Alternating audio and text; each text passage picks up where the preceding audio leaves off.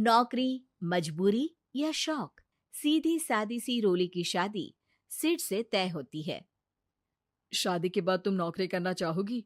नहीं नहीं, बिल्कुल नहीं। वैसे मैं ये नहीं कहती कि नौकरी करना ठीक नहीं है, लेकिन पर्सनली मैं ये सोचती हूँ कि मैं गृहिणी बनूंगी। हाँ हाँ, क्यों नहीं। गृहिणी बनना भी आसान नहीं है। एक सफल परिवार चलाना किसी देश को चलाने जितना ही कठिन है। रोली को सिड का साथ और बात दोनों अच्छी लगती है, और फिर वो दिन भी आ जाता है जब दोनों की शादी हो जाती है। शादी के बाद ये क्या, सारा दिन किचन कपड़े और चार दीवारों के आगे पीछे घूमती रहती है। जा बाहर निकल कर देख, कितनी स्मार्ट लगती हैं वो औरतें जो नौकरी करती है। हाँ, अच्छी तो लगती है सासू माँ, लेकिन मैं नौकरी नहीं कर सकती। मेरा मन घर के कामों में ही लगता है। अरे मेरी बेटी तो कमाती है, अपने को फिट भी रखती है और सास को भी खूब शॉपिंग करवाती है। अच्छी बात है ना सासू माँ। मैं तो जो है उसी में संतोष मान लेती हूँ। बरकत होनी होगी तो इसी में भी हो जाएगी। ये बोलकर रोली चली जाती है। एक दिन सास की सहेली घर आती है, जहाँ रोली उन्हें चाय के साथ कई तरह के पकवान बनाकर खिलाती है। अरे वाह, तेरी बहू तो बहुत गुणी है। कितना सब बनाकर ले आई। मेरी वाली तो ऑफिस से आकर 2 रोटी ही सेक दे तो समझो एहसान कर दिया। अरे ऐसा ना बोल। तेरे घर में 2 कार, 4 मंजिला मकान, और तेरे लिए जो वो अपने पैसे से साड़ी लाती है वो भी तो कितनी कीमती होती है। अरे मेरी वाली तो बस सारा दिन इन्हीं 2 कमरों को ताजमहल बनाने में लगी रहती है। सहेली चली जाती है। कुछ समय बाद रोली को एक सुंदर सी बेटी होती है। अरे क्या सारा दिन उस बच्चे में लगी रहती है। माँ, मुझे ना 1 मिनट भी छोड़ने का मन नहीं करता। देखिए ना, कितनी प्यारी है। मैं ना इस हर पल को एंजॉय करना चाहती हूँ। अरे हाँ हाँ, हमने भी बच्चे पाले हैं। हम भी जानते हैं कि कितने प्यारे होते हैं, और अपने बच्चे को बढ़ता हुआ देखना कितना अच्छा लगता है। लेकिन एक दिन अचानक और रोली, एक बहुत बड़ी घटना हो गई। एक शॉर्ट सर्किट से पूरी दुकान जल गई। ओह, अब अब क्या कुछ समझ में नहीं आ रहा कि कैसे घर चलेगा। घर की पूरी गाड़ी पटरी पर लाने के लिए कई साल लग जाएंगे, और वापस पहले जैसे होने में भी बहुत टाइम लग जाएगा। रोली रोली कुछ सोचती है, फिर अपने 3 महीने के बच्चे को देखती है और कहती है, आप कहें तो मैं नौकरी शुरू कर दूं?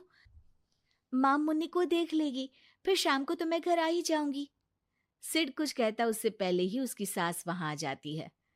अरे हाँ हाँ, अब भी तुझे नौकरी करने के लिए पूछना होगा। अरे घर पर इतनी बड़ी विपदा आ गई है, तू है कि बच्चे का मुंह देख रही है। अरे क्या मुझ पर भरोसा नहीं है?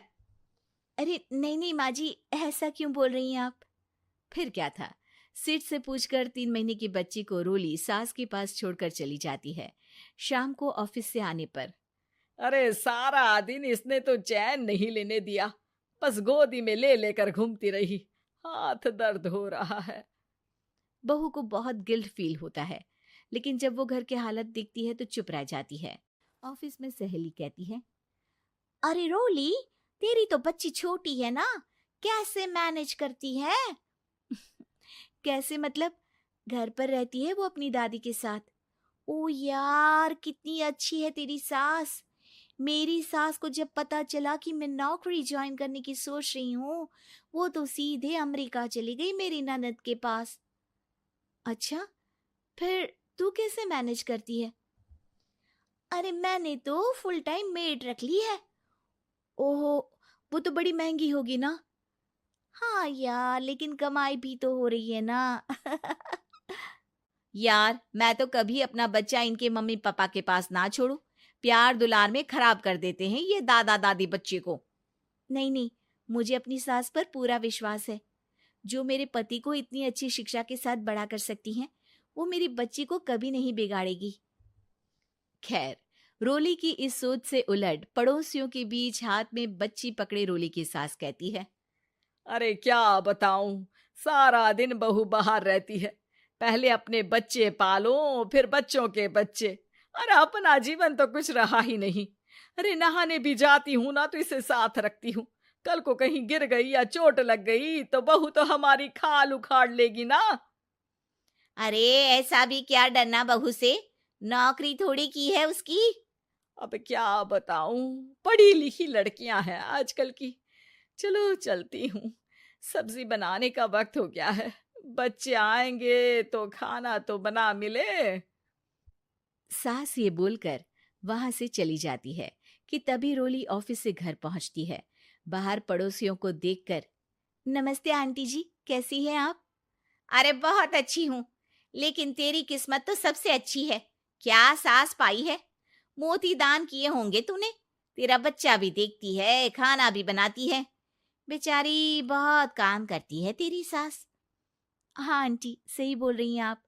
अब ऑफिस भी दूर है तो आने जाने में वक्त चला जाता है। खैर चलती हूँ। हाँ हाँ बेटा जाओ, गर्मा गर्म खाना खाओ।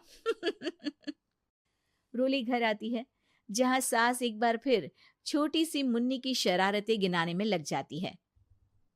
अरे आज तो इसकी वजह से मुझे 2 बार कपड़े बदलने पड़े। बार बार पानी गिरा दे रही थी। दोपहर में थोड़ा सोचा कि आराम कर लूं तो दूध के लिए रोने लगी। हाय, मैं तो परेशान ही हो गई। रोली को सास की बात अब कुछ अजीब लगती है, पर वो जल्दी से कपड़े बदलकर किचन में जाकर रोटियां बनाने लगती है। सारा महीना काम करने के बाद रोली को सैलरी मिलती है। वो पैसे लेकर सीधे सास के पास जाती है। माँ जी, ये मेरी सैलरी। आपने हर कदम में इस घर का साथ दिया। मैं नौकरी करने के पक्ष में नहीं थी। मैं तो अपने बच्चे को बढ़ता देखना चाहती थी। मैं थोड़े में भी खुशी थी। कभी मैंने आपको किचन में पैर नहीं रखने दिया था। घर की मुसीबत नहीं आती तो मैं कभी इन जिम्मेदारियों को आप पर पड़ने नहीं देती। अब सास समझ चुकी थी कि उसकी गलती कहाँ है। हाथ में पैसे देखकर कहती है, मैं पढ़ी लिखी नहीं थी तो पति ने भी कभी पैसे हाथ में नहीं रखे। बेटे ने भी गल्ला संभाला, लेकिन तूने मुझे समझा। ये मेरा सम्मान है कि एक बहू होकर तूने पूरी सैलरी मेरे हाथ में रखी बेटा।